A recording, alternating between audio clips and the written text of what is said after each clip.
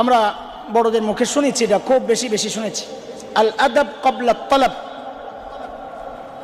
এই মুহূর্তে এটা খুব বেশি প্রকট, এই জন্য একটা কথা বলে আমি বড়দের কাছে মাইক ছেড়ে দিব।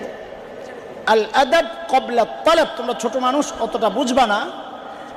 ইলম অর্জন করার আগে আমার আর তোমার প্রথম শর্ত হচ্ছে আদব। আদব উঠে গেছে, এখন আদব উঠে গেছে। গত 3 দিন আগে আমার মাদ্রাসায় ছুটি ছিল, ছাত্রদের উদ্দেশ্যে এই কথাটা বলেছি যে হায় কোন দিন গেল যে আমার উস্তাদ হযরতুল্লাহ আল্লাহ হাফিজ কারি আব্দুল হক দামাত বরকাতুহুল আলিয়া হযরত চিনে থাকবেন, হাজী সাহেব হুজুর হাফিজ তাজুল ইসলাম সাহেব হুজুর আরজাওয়াত মাদ্রাসা।